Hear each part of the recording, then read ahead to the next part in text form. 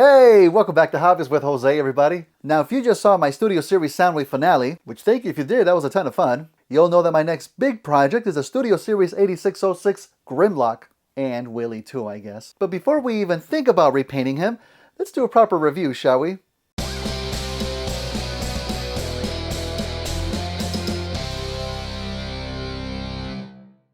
Thank you for joining me once again, everyone. Always good to have you here. And yes, I've decided to do my biggest repaint so far. I'm not regretting it just yet. And the only reason I decided to do this big bad boy is to take a big chunk out of the backlog. And yes, I also haven't found any other Studio Series figures, so there's that. But why don't we start by taking a look at this great big box here.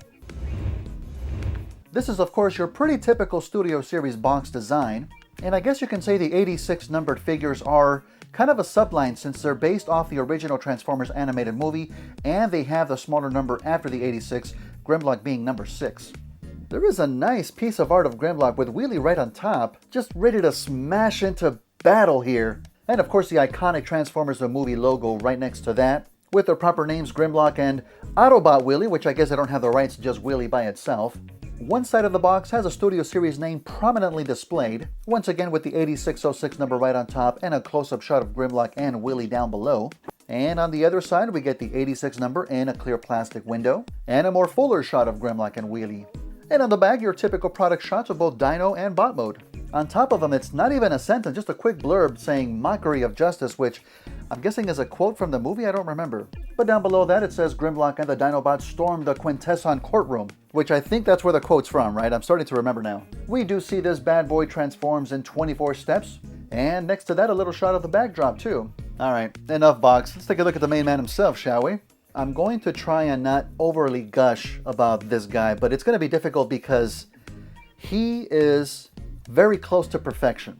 Yes, we keep hearing the term mini masterpiece, but we hear it because it continues to be well deserved. This guy is just gorgeous. The overall sculpting is just fantastic. Plenty of molded details. The colors look great. Very little to complain about here, but I will complain about some things though. Now, obviously with the budget and price point that goes into these figures, you can't make them exactly masterpiece quality. We do have gaps in the arms where the fists swing out, and apart from the T-Rex arms having slightly limited articulation, they've had their claws clipped too. But as with many of these figures, these things are not deal breakers and if anything, minor hindrances. Now the overall proportions on Studio Series Grimlock are just superb. Even better, I might say, than Masterpiece Grimlock. One of the more striking things they did with Masterpiece Grimlock was to bulk up his shoulders and really raise him up on his body, which at the time I loved and made him look that much more tougher of a bot. But when you combine that with the smallness of his upper legs, that entire look kind of starts to fall apart, especially standing next to the more unified look of Studio Series Grimlock. Now, Masterpiece Grimlock has been a great figure to have in my display case and not touch for years. But as soon as you do, you can tell he wasn't a very solid figure to begin with. I remember the transformation being rather cumbersome and the T-Rex mode not really holding together all that well. But ironically enough, a lot of that seems to have been solved with a more simplified, less expensive figure. Yeah, Studio Series Grimlock is built like a brick. But I don't mean to just bash on Masterpiece Grimlock. It still looks great. It is a 13-year-old figure. If anything, just hasn't aged all that great. But Studio Series Grimlock has all of his classic design elements. From the colored sections on his legs, to the golden dino toes sticking out of his arms, the wing bits and T-Rex head on his back, and of course the clear chest piece with the Autobot symbol underneath. Although this one is a smoke color. Not sure why they did that, but on the back of the box you can see it was originally intended to be a clear yellow plastic, as was the T-Rex head to emulate the G1 toy. But at least you can still make out the Autobot symbol underneath. Nothing an accessory kit can't fix too, right? And articulation is no slouch on this guy. With a ball joint on the head, he has excellent range and movement, both side to side and up and down, and of course can turn a full 360. Arms can move out 90 degrees, and can rotate a full 360 if you move them out of the way of the wings. There's a bicep swivel, and the elbows extend farther than 90 degrees, which is good. Excellent wrist swivel, and the fist can also turn inward due to transformation. Waist has a full 360 rotation, he can do the full splits, good amount of bend forward, excellent bend back, and an upper thigh rotation. Knees bend just below 90 degrees. The feet do not move up or down, but there is excellent ankle pivot. which thankfully there's a molded section inside just to prevent a lot of gappage. And even the wing bits themselves fold in and out and also up and down. Very nice. Let's talk about accessories. Grimlock does come with his iconic double-barreled blaster, and it looks just fantastic in his hand too. Best of all, there's no hollowness to it. Not one bit of missing plastic. How did they do that? What an absolute miracle of modern engineering. Now the gun does have a curved section molded towards the rear, which the instructions say you can clip it right onto one of the T-Rex's arms. And that looks kind of dumb. Instead I use the peg that he uses to hold it with, and I just clip it right onto the back of the T-Rex. That I think looks a little bit better. And he also comes with his iconic wheelie. I mean, the figure himself looks nicely painted, very simplistically molded, but just the absolute bare bones of articulation here. Ball joints at the head, shoulders, and hips, and that's it. The limbs are pre-molded in a pose that'll be fitting for him sitting onto Grimlock's shoulder in bot mode and to the back of the Dino mode, which overall would look fine if it wasn't for all of the gaps. It's just impossible to pose them in a way that won't even show them, which definitely detracts from the look of this overall slightly posable figurine. Instead, I gladly would have given up this figure for the sword, which sadly Grimlock does not include, and it's a glaring omission too. No figure is perfect. Once again, nothing a third-party accessory kit can't fix, but it's sad that we need one. So we've got a mark against Studio Series Grimlock, which again can't be fixed. Let's go ahead and get him transformed and see how we feel about the T-Rex mode.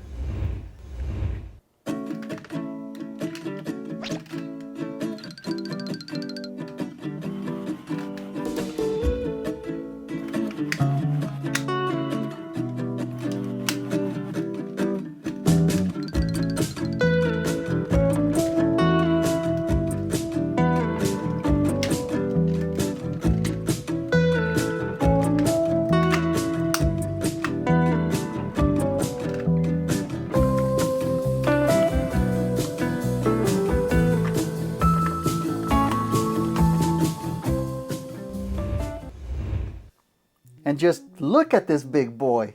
Look at him. He's absolutely gorgeous. Just how we thought a T-Rex stood up in the 1980s. Phenomenal. And all of that intricate panel lining from bot mode perfectly translates into the Dino mode too. And he is extremely solid too. Nothing's gonna break apart this guy other than a 10-foot drop maybe. The transformation itself is extremely satisfying and an overall joy to put together. Now, not to bash on Masterpiece, but I haven't transformed him in years and it's just as bad as I remember it. Oh my god. Nothing seems to want to clip together and it just doesn't feel right. I'd hate to even breathe on that guy for fear of it just falling apart. There's a mechanism I think of when you move the tail, it turned the head or something like that, but you have to connect it just right, and I'm not about to try and figure that out, which leaves the head super loose. But again, don't want to overly focus on Masterpiece, but rather to show just how good Studio Series is. Looking at them side by side, and other than the noticeable differences like the clear plastic, Studio Series really does look like a mini Masterpiece. The biggest thing that suffers from the mode, I'd have to say, is a tail. The shape isn't so much of a tail, but rather a wedge, and that is one shortcoming of the more simplistic transformation. Having multiple tail sections fold out a la Masterpiece could have happened if not for budgetary constraints. But still, it does serve its purpose and it doesn't look too bad. Another thing that was heavily criticized is the lack of front teeth, and this is due to restrictions in how the figure was molded. But again, nothing a third-party kit can't fix. How many times have I said that now? And yet not a deal breaker, just something that everybody noticed. But there is excellent jaw articulation and the head can move up and down quite a bit. And the base of the neck does have a full 360-degree rotation. And the tiny Dino arms can move 360 if they weren't blocked by the legs. Great range of movement at the elbows. And sadly that's it, no wrist rotation or bicep swivel. The legs of course are just like the arms, so you get all the same movement as before. And of course once again you can peg Willie onto the back, which looks nice for about 3 seconds and then I don't want to see it anymore. And lastly there is weapon storage with 2 little pegs on the side of the blaster, which can attach onto Grimlock's back and immediately looks like crap. But you know what, I never worry about these things and it's good that it's there in case you want it. All in all, Grimlock is a near-perfect translation of what we saw in G1, with some excellent detailed molding and engineering thrown in for a true modern masterpiece. If you're able to score one, I highly recommend it. And if you have Masterpiece Grimlock too, give him his sword. He'll look that much more complete with it. So those are my overall thoughts on Studio Series Grimlock. I couldn't be happier with the purchase. Let me know what you think of this big guy down in the comments below. In the coming weeks, I do hope to do him justice, and not a mockery too, and add a fresh coat of paint onto him. Very minimal customization, but hopefully make him even better. But hey, you made it to the end. I appreciate that. You know, obviously these review videos don't get as many views, which is perfectly okay. My channel has pretty much turned into a Transformers customization and repaint channel, not so much reviews, but I still like to give my thoughts. So let me know what you thought of this new setup and layout for my reviews. You're seeing more of my face, hope you don't mind. But I hope to see you next week where we will start the repaint process for this bad boy, which I can't wait. And of course, if you like what you saw, well, you know what to do. Take care, everyone.